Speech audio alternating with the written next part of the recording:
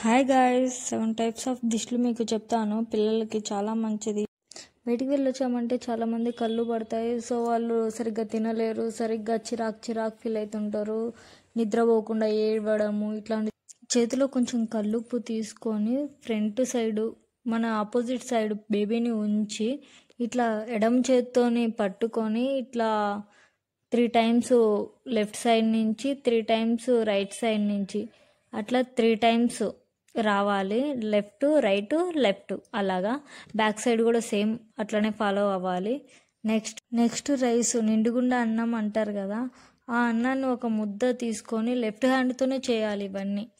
First left side తిప్పాలి, then right side, then left side, front side ఇది, then back పెట్టి బేబీని, then same left side ఒకసారి, right side ఒకసారి, left side ఒకసారి. దెన్ ఆవాలు, ఉప్పు, మిరపకాయలు ఉంటాయి కదా, ఎండు మిరపకాయలు, అవి కూడా సేమ్ పొజిషన్స్ సేమే. Front 3 times, back 3 times. నేను చూపిద్దామంటే అట్లా దిష్టి తీసేటివి చూడకూడదు, అది కూడా మీకు కూడా ఇబ్బంది అవుతుంది. సో అందుకు నేను చూపించట్లేదు. ఓన్లీ ఆవాలు, సాల్ట్ అయినా అట్లనే చేయొచ్చు, దిష్టి తీయచ్చు.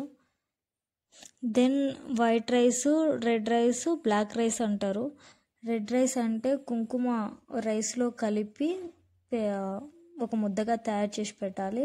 దెన్ చార్కోల్ ఉంటుంది కదా, బొగ్గు, దాంతో ఒక ముద్దగా తయారు చేసి పెట్టుకోవాలి. అట్లా 3 కలర్స్తోని దిష్టి తీయాలి. ఒక ప్లేట్లో పెట్టుకొని ఇట్లా తీసేసేయండి.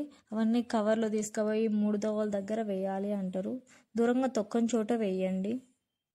దెన్ ఎగ్ కూడా అట్లనే సేమ్ నేను చెప్పిన విధంగానే ఫ్రంట్ 3 టైమ్స్, బ్యాక్ 3 టైమ్స్ చేసి అది బేబీని తీసుకుపోయి 3 దోవల దగ్గర నుంచోబెట్టి బ్యాక్ సైడ్ తీసిన తర్వాత అట్లనే వెనక్కే పడేస్తే అది మేలు. అప్పట్లో అలా చేసేవాళ్ళు, కానీ ఇప్పుడు కుదరదు కాబట్టి ఇంట్లోనే దిష్టి తీసి బయట ఎక్కడన్నా పడేయండి, ఎవరు చూడని చోట, ఎవరు లేని చోట.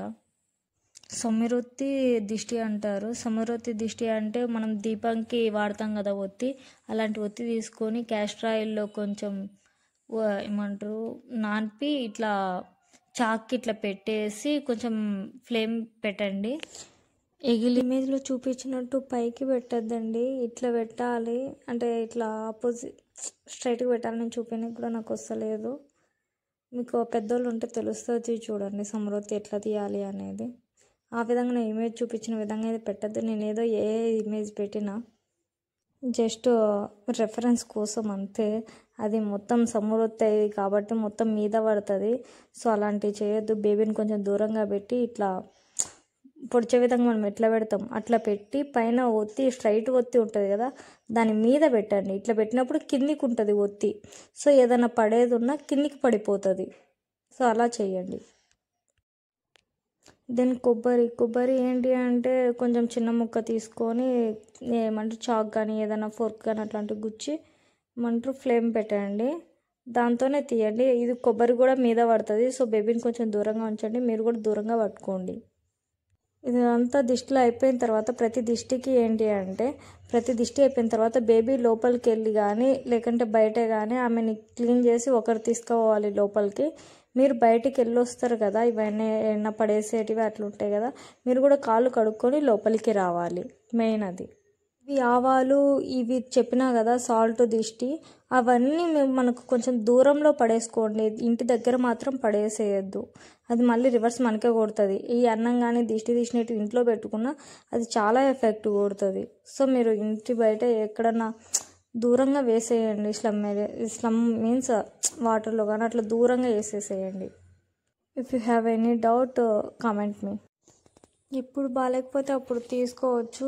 ఈ ఎగ్ కానీ ఇట్లాంటివి ఏంటివి అంటే బేస్తవారం కానీ ఆదివారం కానీ తీస్తే కొంచెం పవర్ఫుల్ ఎక్కువ పనిచేస్తుంది. అమావాస్య రోజు తీసినా బాగా పనిచేస్తాయి.